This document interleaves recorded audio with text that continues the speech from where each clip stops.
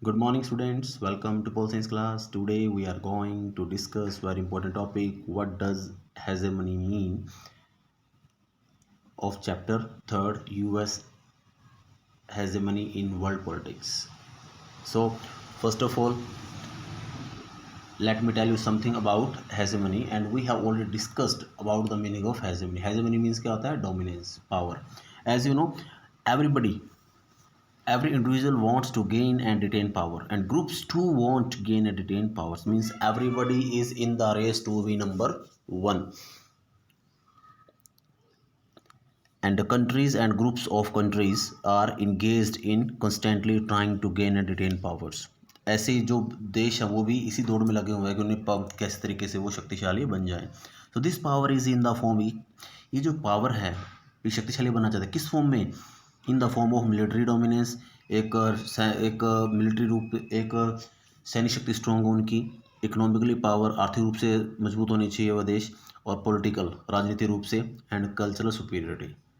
So if you want to know if you want to know the meaning of world politics, then you will have to read, then you will have to know about the power distribution among the countries in the world. So let us come on our first point, first topic. What does hegemony mean? The word hegemony implies the dominance of one state. जो word hegemony है ये एक state का, एक country का dominance को दिखाता है. Means world power. अब प्रेजेंट में वर्ल्ड पावर कौन है? America. In the form of military dominance, चाहे वो उसकी मिलिट्री की पावर दिखाता है, वो सैनिक शक्ति को, या फिर इकोनॉमिक पावर, और पॉलिटिकल क्लाउट और कल्चरल सुपीरियरिटी. मतलब एक देश का डोमिनेंस कब शो होता है? जब उसकी मिलिट्री स्ट्रॉन्ग हो, इकोनॉमिकली स्ट्रॉन्ग हो वो, और पॉलिटिकल रूप से भी स्ट्रॉन्ग हो, और सभी देशों के सामने सरेंडर करते हों, और साइड बाय साइड कल्चरल स्पिरिटी भी हो. मतलब सभी लोग वहाँ जाने के लिए कंपेल हो, एक्साइटेड हो. So we can classify hegemony into 3 types. हम इसको 3 टाइप से क्लासीफाई कर सकते हैं. First, hegemony as hard power. Second, hegemony as structural power. Hegemony as soft power. So let us discuss the first point, hegemony as hard power. The word hegemony was originally used to denote the preponderant position of Athens. Actually ये जो word hegemony है ये किसके लिए use किया गया था? Athens के लिए यूज़ किया गया था, जो प्राचीन ग्रीक का एक नगर था. लेकिन ये बहुत ज़्यादा क्या था? पावरफुल था. So to show its dominance, Athens use this word hegemony. And after Athens, USA start using this word hegemony for his country. Second, military power. US military power is strong, so strong that can reach any point of the planet accurately and can destroy enemies area while its own forces are sheltered to the maximum extent. जो USA की military power बहुत ज़्यादा strong है, and कि किसी भी target को आसानी से हिट कर सकती है. और सेकंड थिंग, इसके अमेरिका की जो मिलिट्री है वो मैक्सिमम देशों के अंदर क्या है? तैनात है. Next point, the US today spend more on its military capability than the next 12 powers combined. बिल्कुल सही बात है ये, कि आज यूएस इतना मिलिट्री के ऊपर इतना खर्च करता है जितना 12 देश मिलकर भी नहीं कर पाते. Now look at the example of it. Yes, here is a live example of this. Now US expenditure on defense system 455 billion. इतना खर्च करता है अपनी देश की सेना के ऊपर. ठीक है, मतलब ये क्या है? अरब डॉलर में. ओके. और जो 12 कंट्रीज़ है, like Spain, Australia, South Korea, India, Saudi Arab, Italy, Germany, Japan, UK, France, Russia, China, ये सारे मिलकर कितना करते हैं? 449. सो इट मीन्स क्या है कि सबसे ज़्यादा एक्सपेंडिचर किसका है? यूएस का है. इसीलिए आज वहाँ की आर्मी क्या है? बहुत ज़्यादा स्ट्रॉन्ग है. आफ्टर दैट क्या है? Quality. A large amount of pentagon budget. जो पेंटागन का जो बजट है वो सारा किस पे स्पेंड किया जाता है? मिलिट्री रिसर्च के ऊपर, डेवलपमेंट के ऊपर, एंड टेक्नोलॉजी के ऊपर. तभी आज क्या है? एक वर्ल्ड वाइड गैप है टेक्नोलॉजी के बीच में. अमेरिका क्या है? 100 टाइम फॉरवर्ड है किसके मामले में? अदर कंट्रीज़ के मामले में, टेक्नोलॉजी के मामले में. जैसा हमने देखा था सेकेंड वर्ल्ड वॉर में उसने जो न्यूक्लियर बॉम्ब का यूज़ किया था, इसने शो कर दिया था कि अमेरिका टेक्नोलॉजी के मामले में बहुत आगे निकल चुका है पूरे वर्ल्ड से। Clear. And after that quality of weapons much higher than rest of the world. इसके जो वेपन्स की जो क्वालिटी है वो बाकी देश के जो वेपन्स हैं उनकी क्वालिटी से सुपीरियर है। And US have highest economic power of the world. जब तक कोई देश इकोनॉमिकली स्ट्रॉन्ग नहीं होगा तब तक वो अपनी मिलिट्री को भी स्ट्रॉन्ग नहीं कर सकता, क्योंकि हर चीज़ के लिए क्या चाहिए, पैसा बहुत ज़रूरी है। तो इसलिए यूएस क्या है, एक इकोनॉमिक पावर बन चुका है, क्योंकि जो उसके WTO, world bank, world trade, ये सारे क्या हैं, ये सारे यूएस के असिस्टेंट है, उसी की ब्रांचेस हैं जो पूरे वर्ल्ड को डोमिनेट कर रही है। US have veto power also. अब आपको पता है कि यूएस के पास वीटो पावर भी है, वीटो पावर अदर कंट्रीज़ के पास भी है, लेकिन अदर 4 कंट्रीज़ के पास है, लेकिन जितना यूज़ यूएसए ने किया है उसका और शायद किसी कंट्री ने मुश्किल से कभी किया होगा। Now come to second point, hegemony as structural power. अब USA is playing lead role in providing public. अब स्ट्रक्चरल पावर में क्या होता है कि यूएसए आजकल एक मैन्युफैक्चरर बन चुका है। ये भी क्या आता है, गुड्स प्रोवाइड करवाता है पूरे वर्ल्ड में। जैसे sea lanes of communication are the naval power of the hegemony to underwrite the law of sea. समुद्र के रिगार्डिंग, समुद्र के द्वारा बहुत सा व्यापार होता है, तो उसके रिगार्डिंग जो रूल डिसाइड किए जाते हैं वो पहले तो किसके अंडर थे, ब्रिटेन के अंडर थे, लेकिन सेकेंड वर्ल्ड वॉर के बाद ब्रिटेन कमज़ोर हो गया, तो ये जो पावर थी किसके पास आ गई, अमेरिका के पास आ गई। अब अमेरिका उसको सब चीज़ों को टेक ओवर करता है। तो समुद्र के रिगार्डिंग, जो सी लेन के रिगार्डिंग जो कम्युनिकेशन होता है उस पर डोमिनेंस किसका है, यूएसए का है।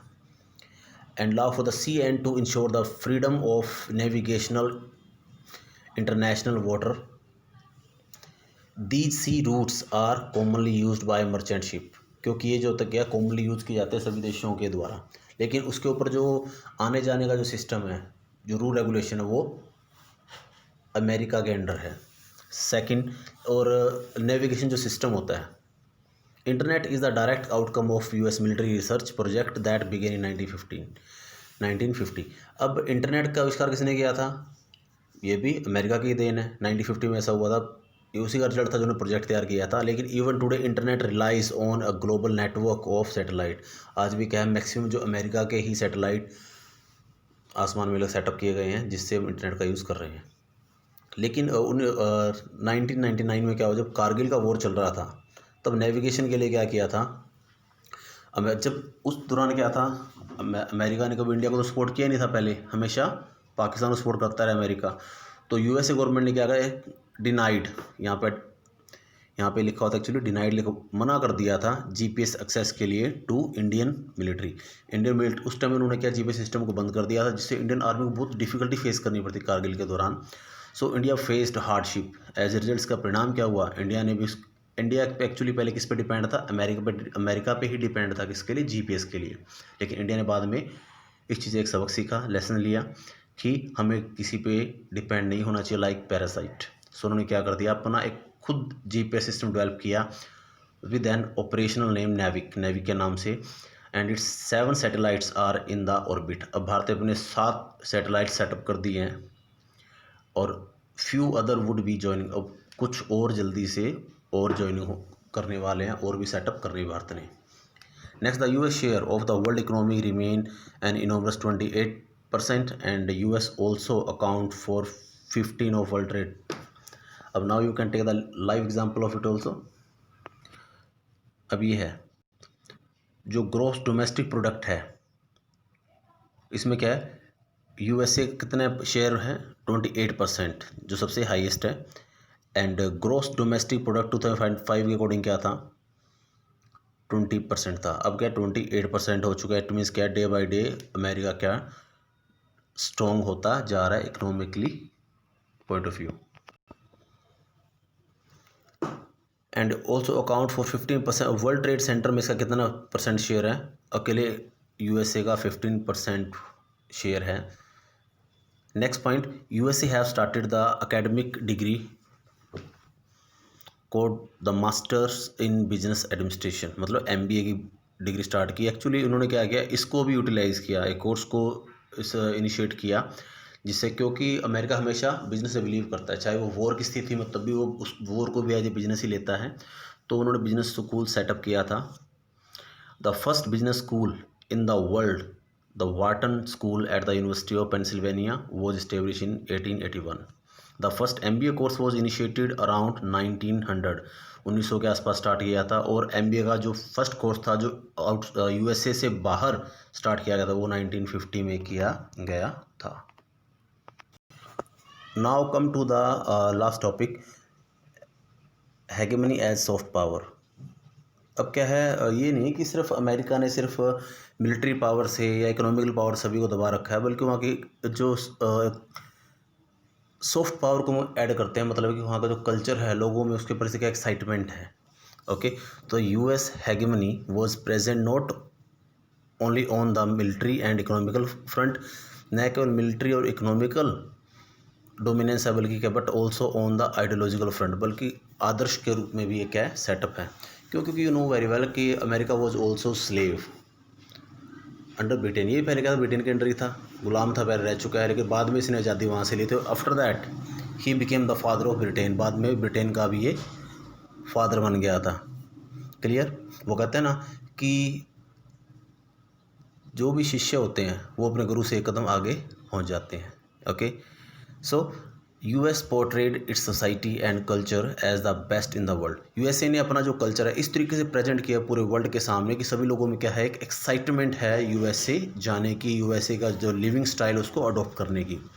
आजकल आप देखते हो जो मैक्सिमम मूवीज़ होती है, ओके, लोग इंग्लिश मूवीज़ देखना पसंद करते हैं। ये ट्रेंड डे बाई डे बढ़ता जा रहा है। जो इंग्लिश लैंग्वेज है आजकल क्या है, पहले मैक्सिमम लोग क्या करते थे, सिंपल लैंग्वेज बोलते थे। अब क्या है, लोग अमेरिकन का बहुत यूज़ करने लग चुके हैं। पहले ब्रिटिश असेंट का यूज़ करते थे, अब क्या है मैक्सिमम अमेरिकन का यूज़ करते जा रहे हैं। और जो ईटिंग स्टफ़ है like pizza, burger, vada etcetera, ये चीज़ फास्ट फूड क्या है, ये भी क्या है अमेरिका की देन है, जिसका ट्रेंड डे बाई डे बढ़ता ही जा रहा है। And American society and culture became the definition of good life. जो अमेरिकन सोसाइटी का जो कल्चर है वो एक अच्छी लाइफ की डेफिनेशन बन चुका है। प्रोस्पेरिटी,